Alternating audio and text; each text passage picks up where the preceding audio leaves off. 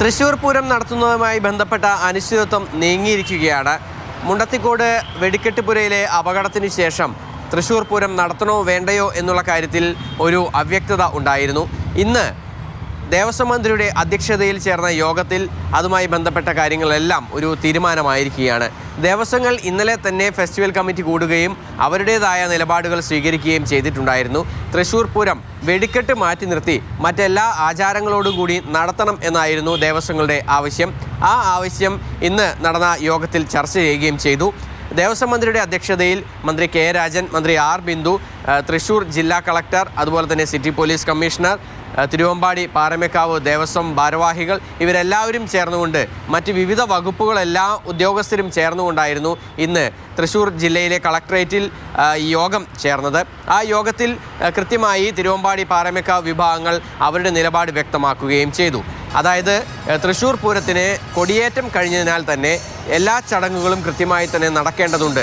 അത്രത്തോളം പൊലിമയില്ലാതെ പൂരം നടത്താം എന്നുള്ള ഒരു നിലപാടിലേക്കാണ് ഇപ്പോൾ ഇന്ന് നടന്ന യോഗം എത്തിയിരിക്കുന്നത്. വെടിക്കെട്ട് പൂർണ്ണമായിട്ടും ഒഴിവാക്കും. പ്രതീകാത്മകമായിട്ട് ആ നടക്കുന്ന സമയത്ത് ഓരോ കതിനെയോ ഓരോ കുഴിമണ്ണിലോ മാത്രം പൊട്ടിക്കും.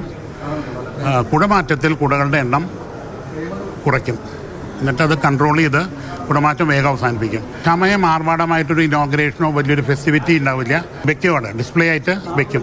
26-ാം തീയതി കാലത്ത് മഠത്തിലേക്കുള്ള വരവ് മുതൽ 27-ാം തീയതി ഉപചാരം ചൊല്ലി പിരിയുന്നത് വരെയുള്ള എല്ലാ കാര്യങ്ങളും നമ്മൾ വെടിക്കെട്ടില്ലാതെ വളരെ ഭംഗിയായി ഇവിടെ ഈ മീറ്റിങ്ങിലെടുത്ത തീരുമാനപ്രകാരം കൊടി ഇറങ്ങുന്നത് വരെയുള്ള എല്ലാ ചടങ്ങുകളും അതിൻ്റേതായ ഭംഗിയോടുകൂടി നടത്താനാണ് തീരുമാനിച്ചിരിക്കുന്നത്. യോഗത്തിലെ പ്രധാന തീരുമാനങ്ങൾ ഇവയാണ്.